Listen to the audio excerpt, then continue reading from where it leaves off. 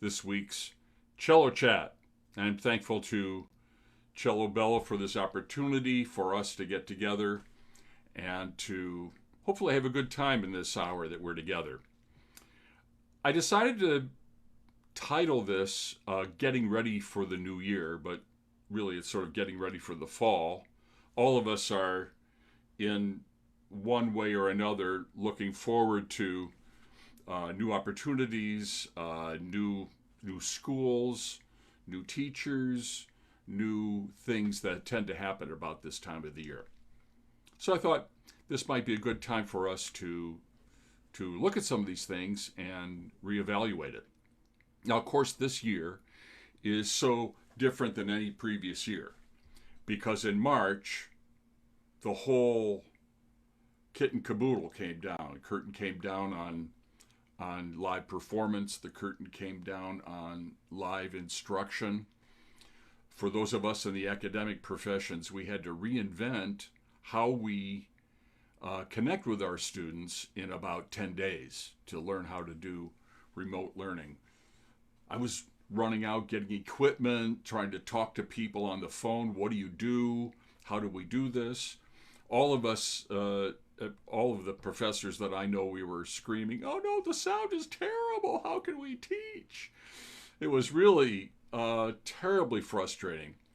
But we all had to be flexible, and we all were learning on the job about how we're going to be able to do what we did. You all remember this because we're all part of that. Our colleagues who make their living as performers had a real tough job because suddenly the concert halls were closed, the opportunities were not there for them. But many of them felt this urgent need to be able to perform somehow. So it seemed that everybody took to streaming or recording, playing unaccompanied Bach in their living rooms.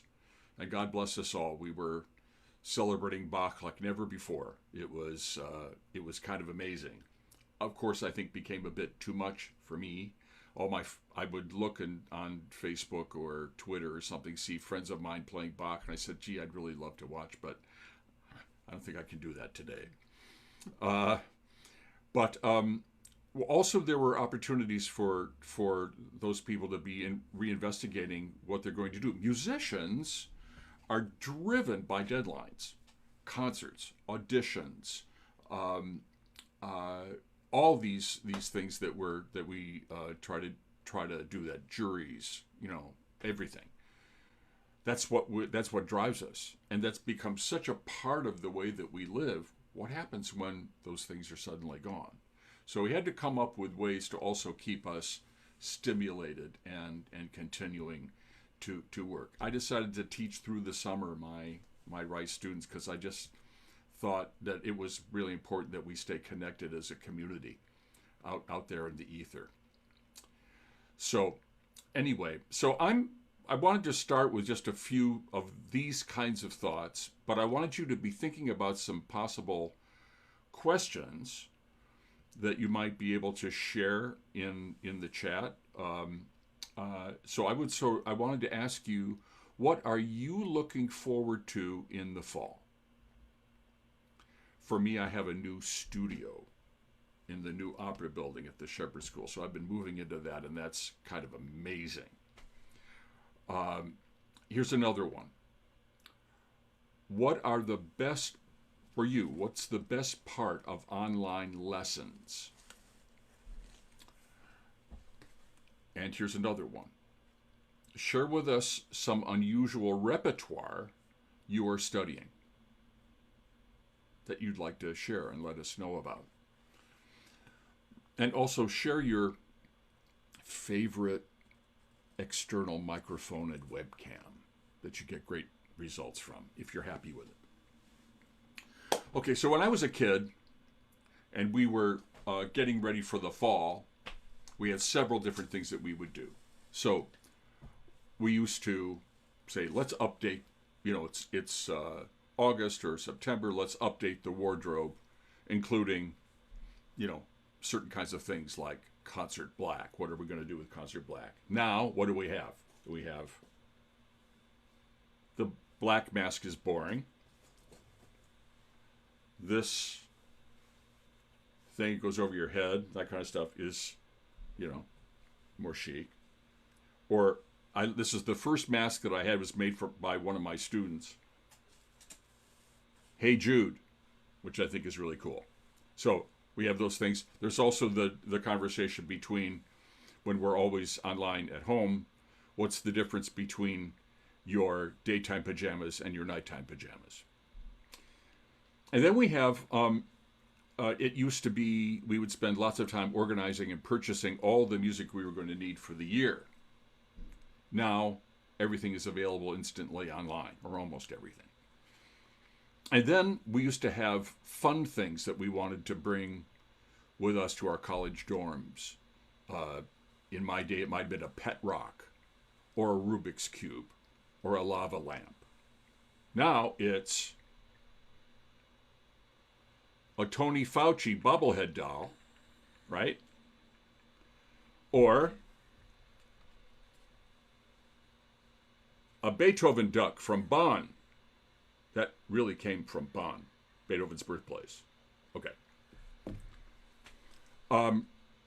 Used to be organizing your class schedules so you could get to different locations around campus. But now it's figuring out what's in person and what's online.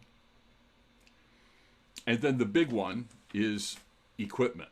Used to be, my mom and I would go out and buy a binder, pencils, pens, a ruler, some paper, and now it's electronics gear.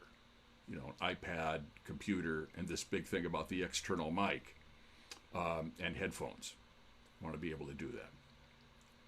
So now we've got some good questions coming in here. I have one from Camila Dota, who says, what would you recommend to do to stay motivated during this time with barely any concerts? Well, all of us are playing the cello because we love the cello, or we love something about the cello, or we love something about the cello repertoire, or we love some things about that. I think that we need to be always in touch with that, especially during these times of crisis. That there's always a part of every day that you make contact with that. And then being able to keep some kind of a daily schedule where you it is a practice, right? And so you want to be able to give yourself a certain amount of time every day to be able to go and do that and have that be protected time. Should have some of this music that you love. Should also be projects that you have that are going to push yourself. I think that would be terribly helpful. And then build your own deadlines so that you have certain things done by certain dates. Okay, next question we have. Can you talk about Rockberg Recordanza and what it was like to work with the composer? Oh boy, yeah, I could talk about this for hours. But I'll try to be very quick about it. I mean, the Recordanza is a piece for cello and piano. It's called Soliloquy for cello and piano. Recordanza means remembrance. Was written in memory of Rockberg's nephew, Robert, who died of non-Hodgkin's lymphoma at a young age, in his early 20s. I was at Rockberg's house rehearsing the second string quartet just before we recorded it, and after a long day of rehearsals, we were sitting around getting ready for dinner, and George said, "Norman, how would you like to read through a new piece that I just composed?" And that was the Recordanza. It was an incredible experience to do that. And even though my sight reading, because of his handwriting, was terrible the first time through, by the time that we did this the second or third time, my colleagues were in tears listening to it. That was 1972, and George and I played that piece together many times sometimes, there was one particular concert we did a lot of, Rockford Recordanza, followed by the Concord Quartet, playing the third string quartet, and after intermission, Beethoven's Grand String Quartet at B flat, Opus 130, with the Grosse Fugue as the finale. And it's such a perfect piece.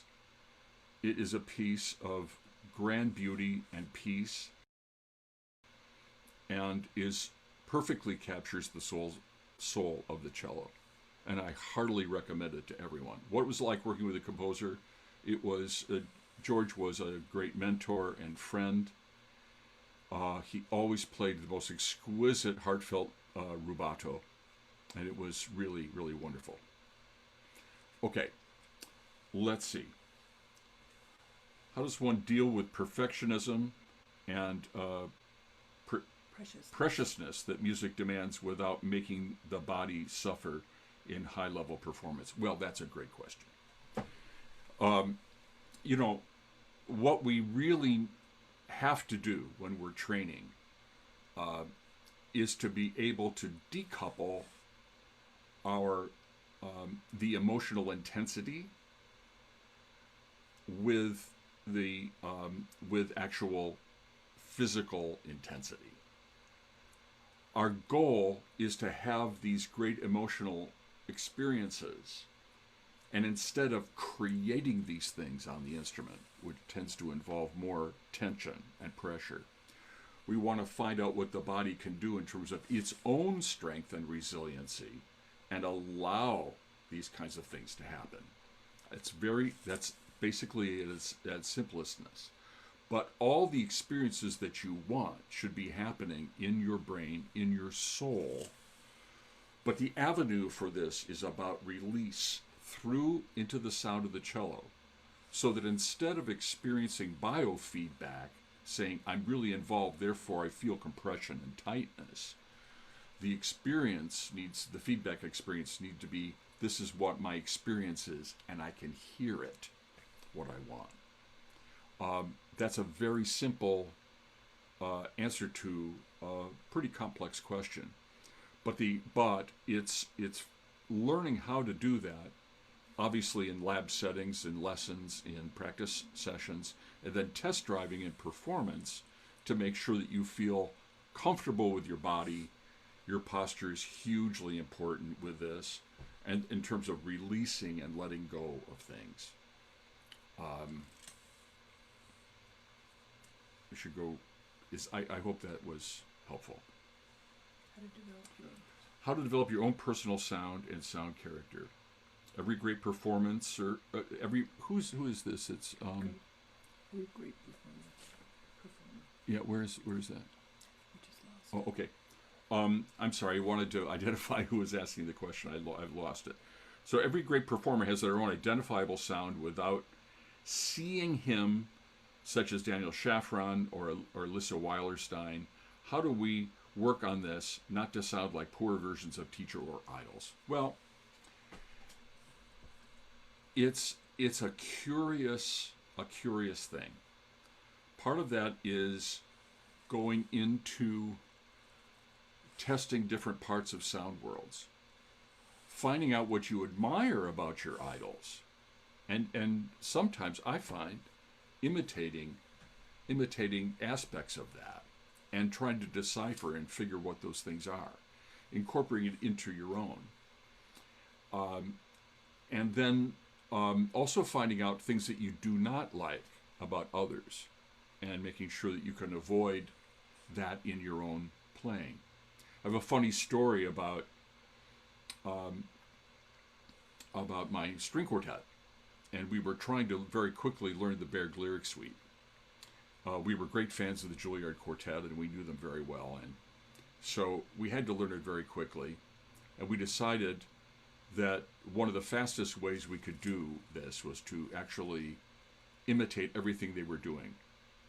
And so we did that. We studied the recording, and we came back and we did exactly what they did, or at least we thought that's what we were doing. One of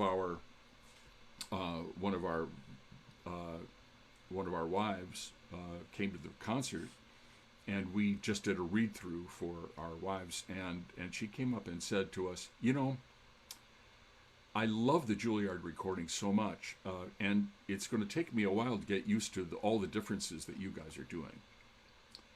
So what happens, I think, in the imitation of these things is that at some point your own journey starts taking over. The point of the imitation is to push yourself to learn how to make sounds and colors and nuances that are probably not natural to you. And you learn how to do those kinds of things, and it becomes an attribute of the things that you actually naturally do. So, is there a particular sound you listen to when listening to a Master of Music audition? I want to get a head start. Okay, Master of Music. Okay, so our Master of Music audition, the kinds of things that we're listening for are players who obviously have a lot of the basics that they're taking for granted in their playing. Mostly what I listen to is a person who is authentic, who is comfortable with themselves, and who is having a good time. It's an important experience in the audition, that you're able to feel that you can play authentically the way that you want to play. Sometimes I think it's a mistake for people to play repertoire that is going to be out of their comfort zone in terms of the kinds of things they can do and styles that they don't feel as comfortable with. And so it's better for you to be playing to your strengths, of course. So those are the kinds of things. Also, you know, for me, when I'm in an audition, there's that other part of it, which is that I get a sense about who's playing for me, and a sense about, do I want to be spending a lot of time with this person? Do I want to be bringing this person into my studio? Our studio is very close and connected, and a very supportive environment. So we want to make sure that we're doing the right thing for bringing those people in. That's a very good question. Okay. Okay, so Messi Lindbeck. How to not be on our autopilot. Mistake while practicing, and in general, to make practice more efficient. Okay, so this is playing on autopilot is something that we've all done, because it feels like we're playing with rote. I'm a huge exponent of using mental practicing as a way of anticipating the things that you want to be able to do. To keep you from playing through, sometimes it's best for you to take an 8-bar phrase, divide it into a 4-bar antecedent and a 4-bar consequent, and start to be able to work detail. Don't allow yourself to go on. And then take another 8-bar phrase much later in the piece and work on that for a while. Same kind of thing. At the crux of this is that artists, real artists, are not interested in playing through the pieces that they're playing. That may sound crazy. Students are interested, as their goal, getting through a piece. But artists are interested in making moments. Artists are interested in living in the moment, using the time they have, finishing a phrase with delicacy or finesse before they go on to the next phrase. It may not take any longer to do that, but their concentration is on that level of detail. So I would make sure you know what you want this to sound like. And then I'd break it up into smaller chunks so you feel that you can do it. And that keeps you sort of buoyant, imaginative, and about actually trying to do creative problem solving, which is essentially what practicing is. From Peter O'Malley, I'm starting my sophomore year at an arts high school and hope to major or minor in cello. What considerations do you think students frequently overlook when considering a degree in performance?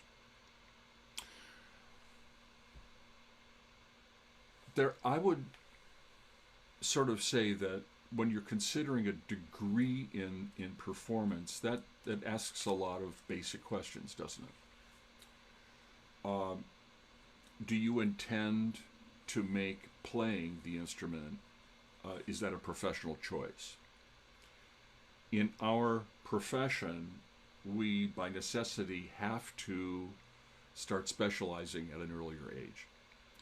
And so it's not something that we can sort of pick up later, but something that we actually have to invest in earlier. If playing the cello is really something that you think you're going to be interested in, you really need to give it a shot and sort of see what it's going to do.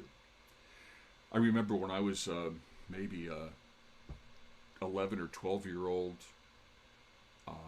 I went to the public library, and I was browsing through the sections, and it says there was a book called Your Career in Music. I said, "Oh, great!"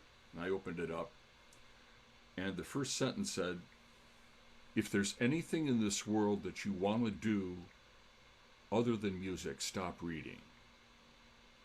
I thought, that's pretty crude. But the point of it is that you've got to love music so much that you don't really feel that you have any choice. I feel that way. For myself. And I was a double degree student at Oberlin College, where I did my undergrad, and my other degree was in European history. And I realized that I wanted to be a cellist in a string quartet more than anything else. My interest in history I loved history, but my interest was so general. But I had a consuming passion and interest in playing the cello in a string quartet, and eventually did that, and then also be able to play duos with my wife, who's a wonderful pianist, and we've been doing that for 49 years. So in terms of deciding whether you want to specialize in that, I think it would be important for you to sort of figure that out. You probably have an idea about roughly how good you are and about how your skill set and your energy level is in terms of making yourself a better cellist. And so you probably have an idea about where you would want to be. Anyway, there's studying an instrument and to become a music major prepares you for everything in life. It's the very, very best thing to major in college. It's the ultimate liberal arts degree. Okay, this is from Matthew Zhang. I just got back from some time off the cello, and I feel I've lost a lot of my feeling for the instrument. Do you have any advice, exercises I can do to get back into shape? Well, we all take some time off. And recently, I actually, with a hereditary condition that I had with my hand, I had to take some time off and get an operation, and I'm recovering from all of that right now. I'm playing again. And it's sometimes, depending on how we're going, you want to be slow, but many times this is also a great opportunity for you to reevaluate, how am I sitting at the cello? When I was there pressing and really trying to get there, was I doing the right thing? Is this a good chance for me to reevaluate how I'm actually playing? And I'm going to do this slowly and come back gradually. So obviously, I think I would recommend that you start by isolating things that you're going to be doing with the bow first. Make sure that you're doing some long tones, making some beautiful sounds with the instrument. Listen to the resonance of the cello. Let the bow, nice slow moving bow, let the bow grab the string and go back and forth and pull that sound. Just let it ring and resonate. And then I would start doing some standard position patterns, finger patterns, things like the control exercises in the Starker organized method that actually just gets your left hand sort of going. And that's a great precursor to doing some scale practice, slow scales, and add some vibrato on those slow scales so you feel like your hand is moving and your balance on the left hand is going really well. It makes for a really nice way to do that. And then find some simple things to play. In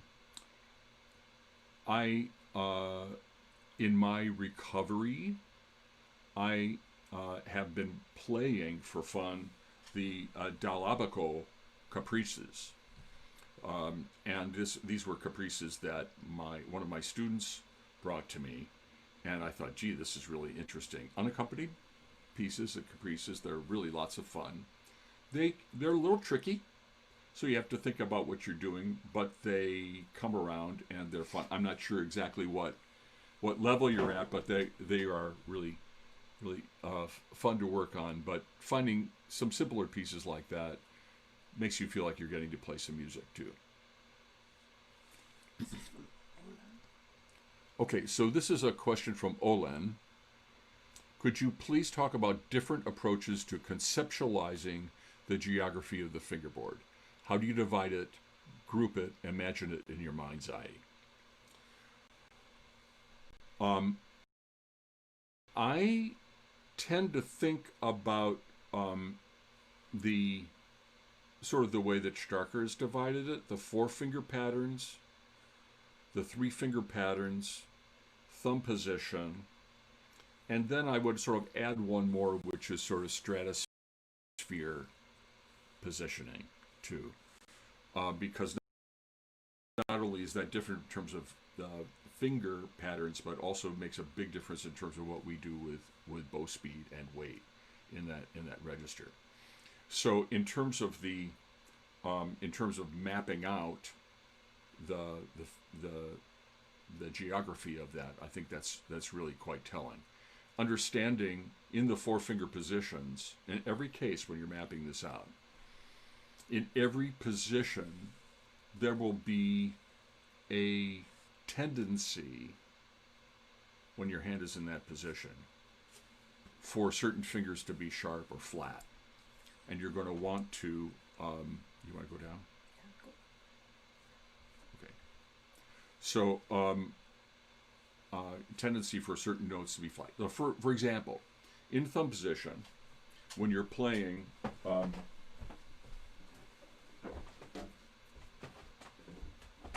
me just pull that down a little bit. When you're playing whole step, half step position,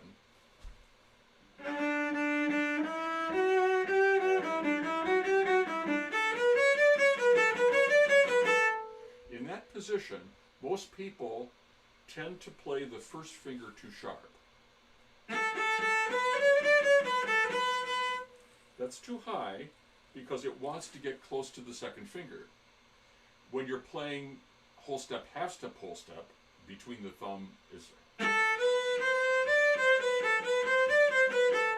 making sure the half step is close together. Then the third finger has to make sure that it's a full whole step. Of course, in that position, which is a half step, whole step, half step has to be really close to the thumb, but then the second finger has to be high enough and the third finger quite a bit higher. And then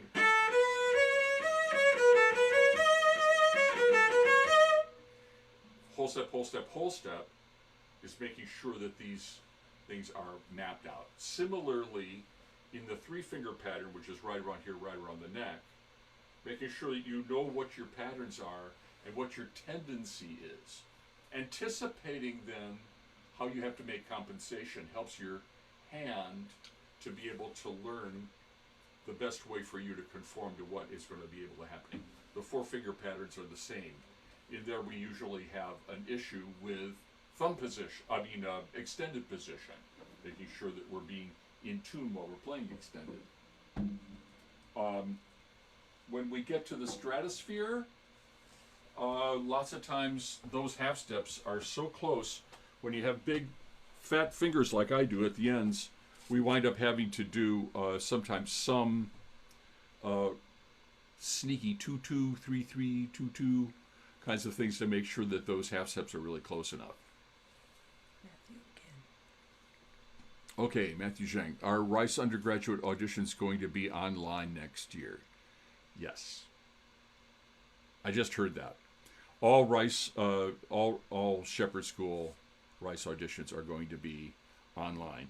Will probably be two-phased, where we have, again, pre-screening auditions, which will be only part of the full audition, and then an invitation to submit a full audition that may be followed up by an interview afterwards, or sort of video conference, something like that. But all the details are not quite worked out yet. But yes, that is what's going to happen, I think. From Fabiana. Ah, Fabiana Kulshaw. Hi. Music has a powerful role in this pandemic because can reach more people online that need spiritual support. Do you think the musicians are doing a good job in this sense? Would you give an example?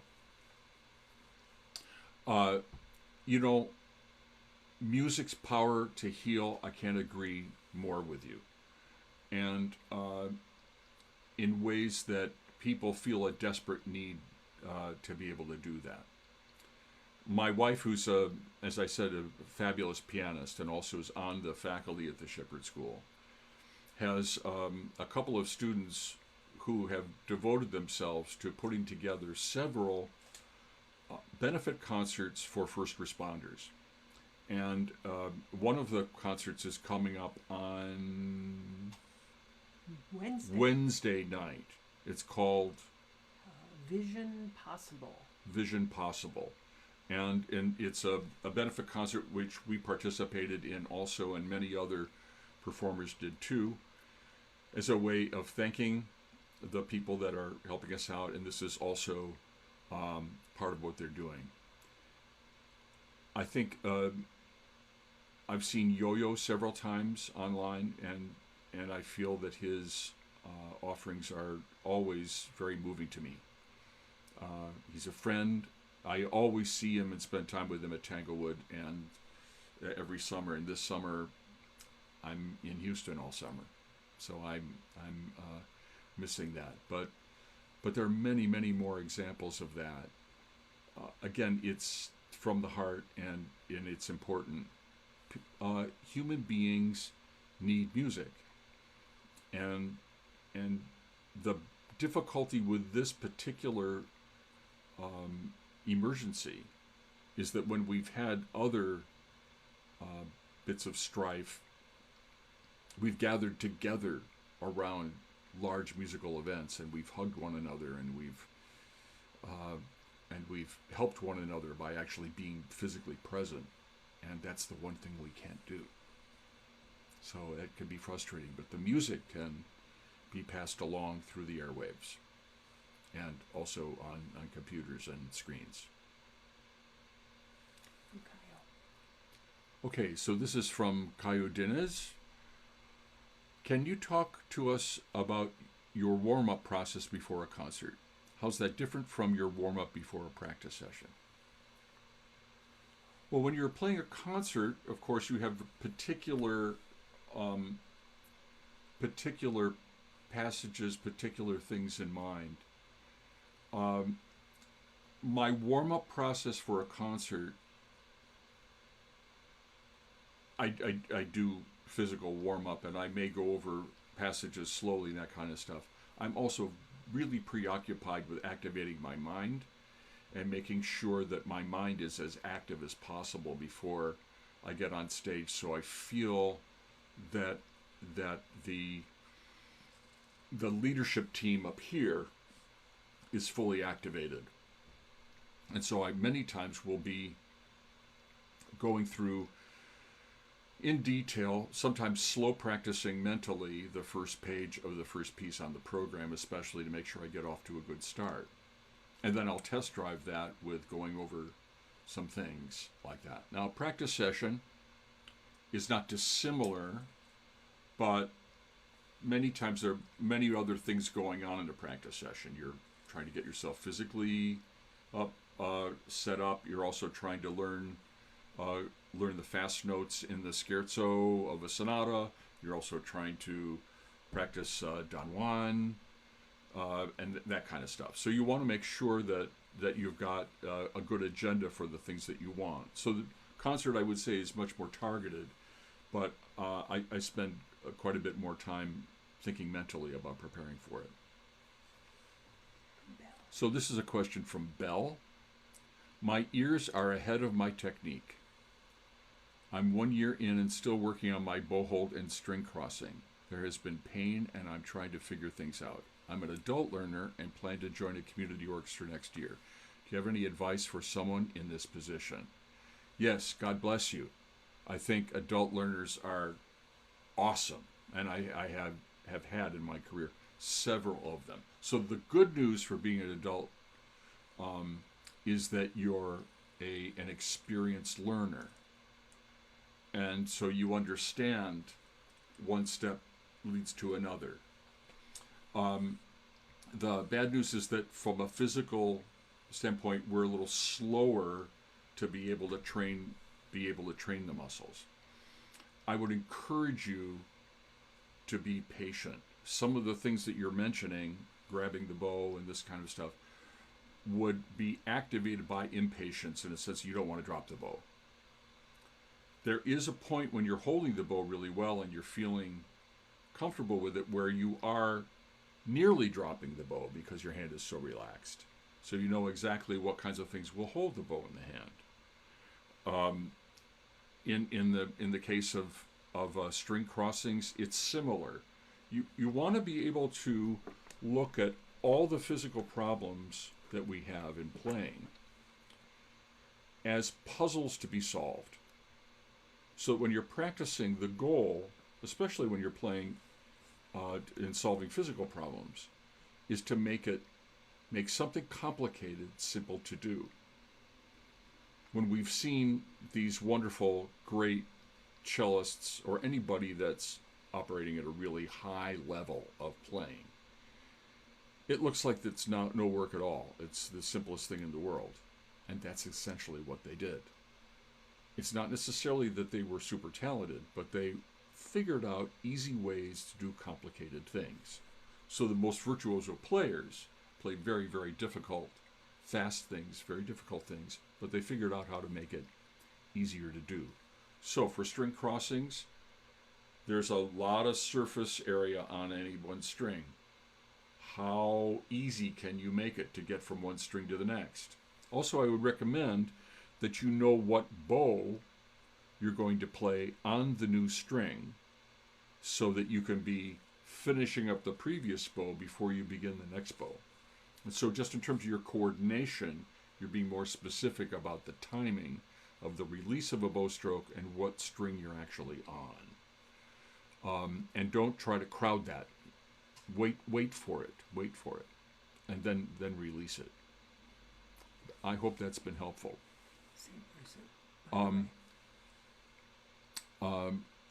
So Popper. Okay. By the way, I'm currently working through Popper Preparatory, Dotzer Book 1, and have memorized the first Bach suite. Well, that's just awesome. If this is from Bell, also, yeah, the first Bach suite, of course, is fabulous for string crossings, but it wants to be an easy motion over all the strings. It looks like you're doing some very good things. So in terms of slurring on string crossings, you want to make sure that the arc is even. So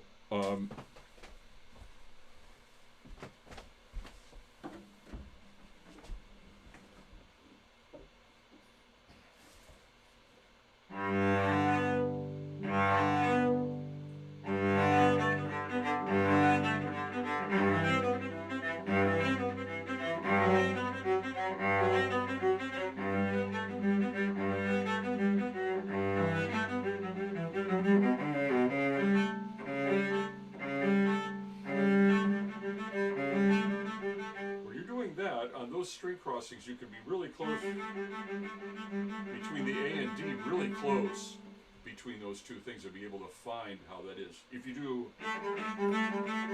or you're using too much bow, that makes it much harder to do that. Is that helpful?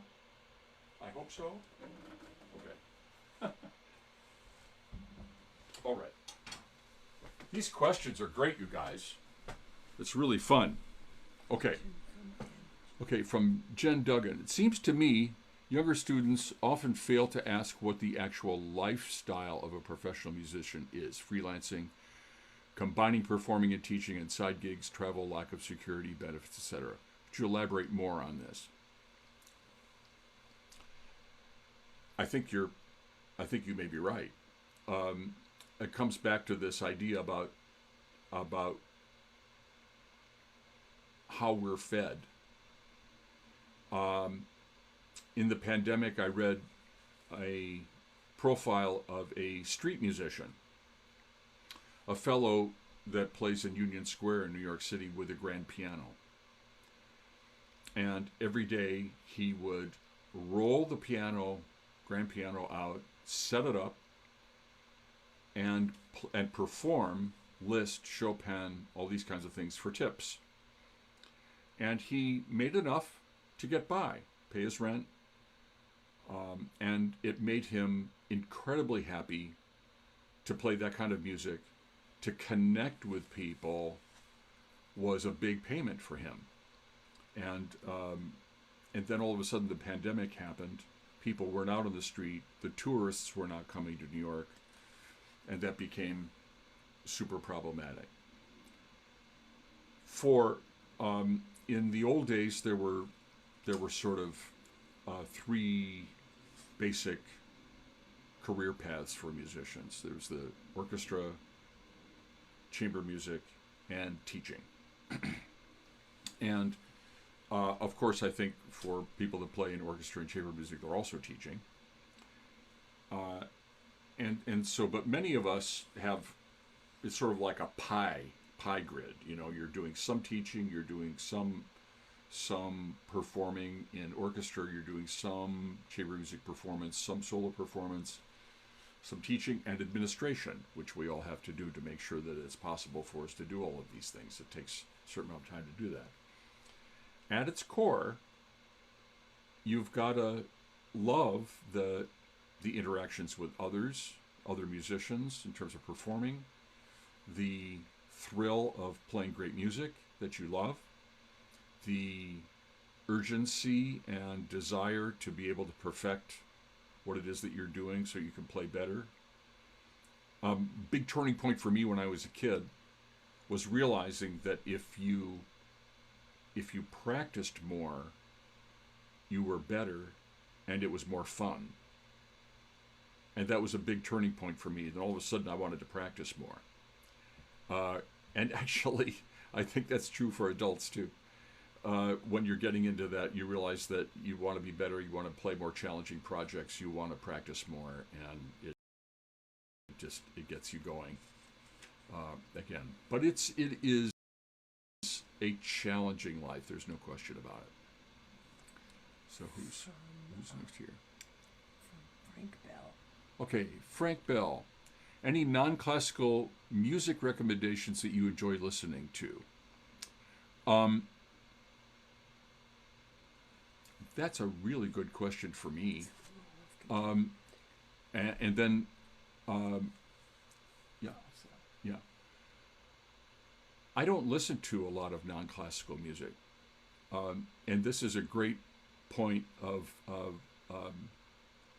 ridicule from my wonderful, darling daughters who are also classical music mavens and professionals, and yet they have great knowledge of all kinds of rock, and that my granddaughters also wide span of music that they know and love. I do listen to a little jazz. I have loved things here and there, some ethnic music, that tapes from Bali and other kinds of things, listening to whale songs, things like that. are really fun. But I don't listen to a lot of pop music or rock. Okay, so what is the role of contemporary music in developing one's career in music? Well, I love this question. I've been involved with playing contemporary music my entire career, from just being a kid. I love it. I love working with composers. I love the challenges of new scores. I love trying to figure out what they're thinking about, where their imagination is, and how to be able to recreate that imaginative process. It's very exciting. And they're sometimes asking us to do things that we didn't know we could do. Sometimes they're asking us to do things that we actually can't do. But we have to know where it's coming from in order to be able to translate that information into something that makes their music come alive, and that we can be good advocates for them. Now, what does that mean? That means that if you're asking those kinds of questions, what does the composer want? How do we make it sound just so? How do they make it sound? They say should sound like opening a door and the wind rushes in. So you play the music like that's what you're feeling and seeing. What happens when you run into a moment in Beethoven and you sort of wonder, should this sound like opening a door and letting the wind rush in? And what would that sound like instead of it's being all about notes? Maybe we should play the wind instead of the notes. That's what I found, is that when I would do a lot of contemporary music, then I'd come back to playing older styles, I was much more creative and imaginative in looking at that, instead of trying to render it a particular way, or in a perfect sort of way, trying to keep the imagination alive. And of course then, your personal sound and your personal taste and your personal imagination naturally come through. This is from Jonathan. From Jonathan. Could you give tips on how to play freely within the meter of the music and at times mess with tempo, as in taking extra time here and there? Yes. The amount of time that we take has a lot to do with the medium that we're in. And so, for example, if we're in a rigid structure of highly pulsating rhythm and a fast tempo, and there's lots of interconnectedness between other voices, we have to be absolutely pretty vigilant. If we're playing unaccompanied music, we have quite a bit of ability to do that. So I like to what I've been thinking a lot about myself is, do I take time to finish the phrase? Do I take time to prepare the cadence? Or am I rushing to play on to the next thing? And so, let's say just with something like the Gigue of the G major suite.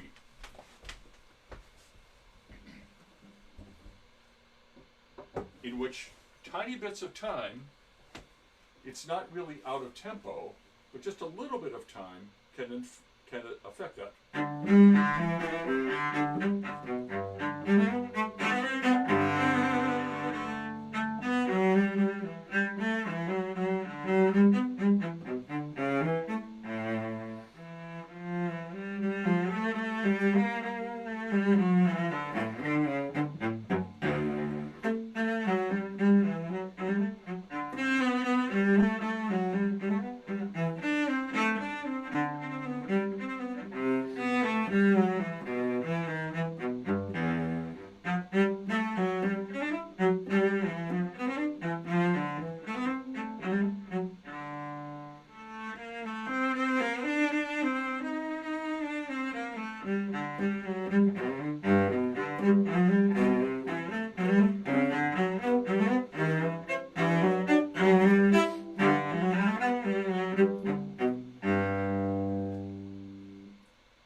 There are lots of little micro timings in that, which I wanted to use to be able to show little parts of phrasing, be able to show the minor in the tail of each part of the binary form, etc., etc.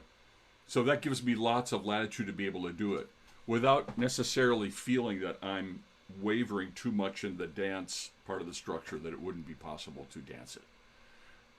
So that's a question of taste and ability, but mostly I think we have more time than we think we do. As I've said, I'm very lucky to be able to have been playing my cello and piano scores with my wife, Jeannie Kierman Fischer, who's a magnificent player, and we've just been able to share a lifetime of playing together. So the two of us can feel very free in our performance and yet be completely together at the same time. It's the most natural thing in the world that way. So let's see. Brennan. Okay, so Brennan McCabe, can you talk about how you work with your students on getting a great deep sound without pressing or tensing up? I'm a relatively advanced player who still struggles with these issues. I'd love to talk about that.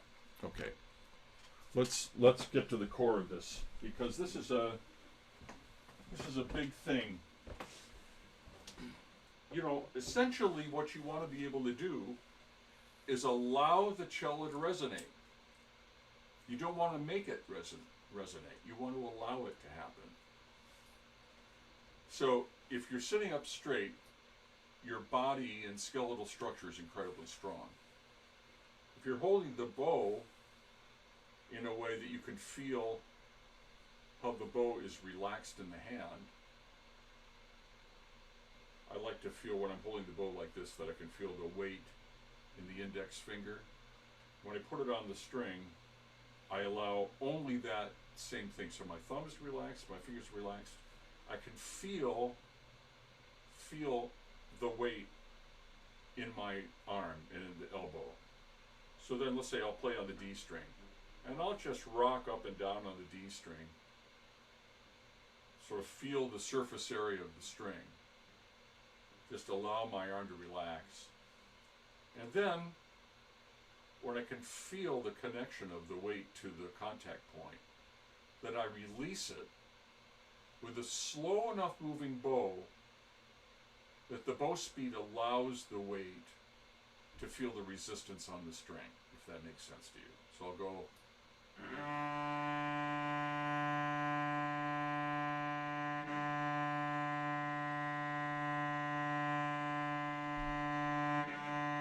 The idea with this is that it will not feel like it's terribly loud yet. And I can relax into that a little bit more and let the weight connect. Feel like I'm getting wider, like breathing in and breathing out essentially, right?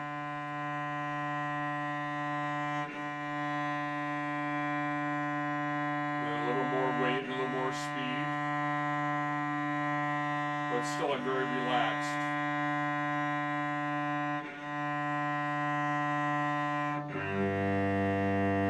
Similarly here.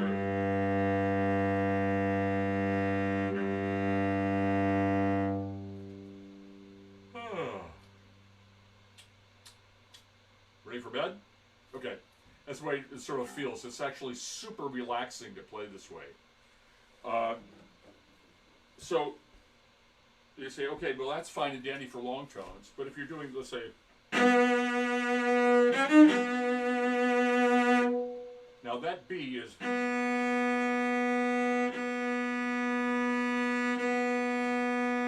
that same sound that we were just doing.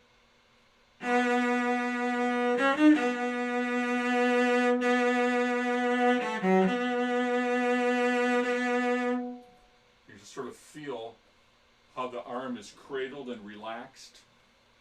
And you realize if you try harder than that and you compress the bow, you compress your hand, and you compress the cello, it actually sounds more strained. So you don't want to do more or it won't sound as good. It won't sound as free. It won't sound as resonant or as rich. Okay, here's another one. It says, it's been an obstacle to me learning some of the major repertoire and practicing as much as I'd like, in addition being able to play in public.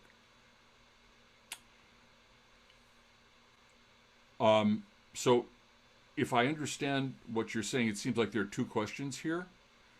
Trying to learn the major repertoire with the amount of time that you have,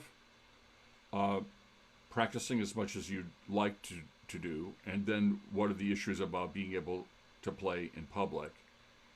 I'm not sure if that means that you're worried about playing in public or you don't have opportunities to play in public, because actually none of us have opportunities to play in public yet, or unless we're playing neighborhood porch concerts or something like that. But maybe I think what you mean is that it's hard to be able to do everything at once. It's I want to practice all the time. I want to learn every piece of music ever written for the cello, and I want to play them all in concert. I mean, it can be obsessive in terms of what kinds of things that one wants to do. But, life is short or long, and there's time to be able to do what repertoire is appropriate and to do it really well, so you really feel that you can invest in it without worrying about whether you're going fast enough. Sometimes it's learning how to do something super well and taking your time to do that makes learning the next piece super well faster, because you've learned something about the process of how to learn. And then you're actually in that process, you build up your confidence that you know you can play well when you sit down. So sometimes going slower, it's a juggling act. You don't want to go too slowly that you're getting bored, but you want to make sure that you're keeping it also interesting, but you want to make sure that the quality is what you want it to be. Okay, so Robert Maya, any advice for developing a better tone for this 57-year-old beginner who's been taking lessons for a little over a year? Well, I just talked about that a little bit. One of the things I'm sure that brought you to the cello is just the gorgeous sound of the instrument and the vocal properties of the sound. One kind of thing that's sort of interesting is an experiment. If you're sitting down at the instrument and you just pluck the string easily and just let it ring, and listen to how that sound rings, and then think about what you're doing. You're pulling the string and lifting it and letting it ring. What happens if you put the bow on the string and you feel the same kind of thing and just let it go without forcing it? It can be short stroke. It doesn't have to be a long stroke. It's so you don't have to worry about bow control. But just a little short stroke. Can you make that same ringing tone and realize how much release there is when you're doing it? And then it's disciplining the bow behind that release to make sure that you're relaxed after the release, to allow the weight to settle into the bow stroke and into the sound. And then it's putting two notes together, in terms of making that happen. Again, I'm thrilled that you're learning how to play, and encourage you to keep it up. There's John Holt, who was a great educator, wrote a book called Never Too Late, and maybe you know that book. I had the good fortune to meet John Holt. He came to one of my cello extravaganza weekends that I did someplace, and it was great meeting him. He was at that point, he was a writer on education, and he was basically almost giving up on public education and asking people to homeschool their kids, but was really talked a lot about what a satisfying thing it was to be able to learn how to play the cello at this advanced age. He played a lot of chamber music at that point. Michel. Oh, Marie-Michel Beauparlon.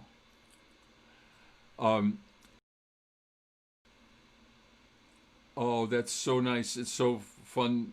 I started teaching the cello when I was 12. A neighborhood kid wanted to learn to play the cello, and so my mom arranged that he would come over and study with me. So, of course, I had no idea what I was doing. But it wasn't that long before I had also done these things, so I could show him things that I had done. My teacher had showed me what to do. I can tell you that in the course of my life, I just broke through the 70 barrier, and I've been playing for over 50 years. But in the course of my lifetime, cello, the technology of how to play the cello has changed dramatically through what we have learned from sports medicine and all the fabulous things that we've learned from figuring out how the body works, from Alexander technique, from Feldenkrais, from all sorts of other things. But these advanced developments in sports has been really helpful to us. So I've changed my teaching style quite a bit in the course of just learning a lot of these things. When I went to college, I studied with Richard Kapuscinski, a magnificent man, a fantastic cellist, beautiful, wonderful, silky sound, very elegant and beautiful phrasing. And I also worked in the summertime with Klaus Adam, cellist of the Juilliard Quartet, who had a tremendously dense sound, and Bernard Greenhouse, who had a very elegant vocal sound. 3 very different kinds of sounds. And right after I graduated from Oberlin, I wound up going on stage playing professional concerts with the Concord Quartet. And so I had to figure out a lot of these things on my own, in terms of what kind of sound I wanted to do, what I would take from this, what I would take from that. And so I developed a lot of my technical stuff as I was playing and learning from my colleagues in the quartet, and also watching other cellists and playing. So when I was learning how to teach, I actually started practicing popper and scales, which I hadn't really done when I was growing up. And that helped me enormously. So I brought a lot of sort of technical things into my teaching, into my own playing, and then figuring out how to be able to present some kind of a comprehensive syllabus for students, individual students, to be able to get through the things they wanted to do. My friends, our time is up. I'm so glad that we spent this time together, and am grateful to you for checking in, grateful to Cello Bello, my friend Paul Katz, for getting this thing started. He was way ahead of his time trying to do online sharing and instruction, and here we are at this point where this has become a major part of our world. And I wish you all the best for a fabulous fall, fabulous beginning of the year, and may every bow stroke you play be blessed, and every vibrato sweet and singing.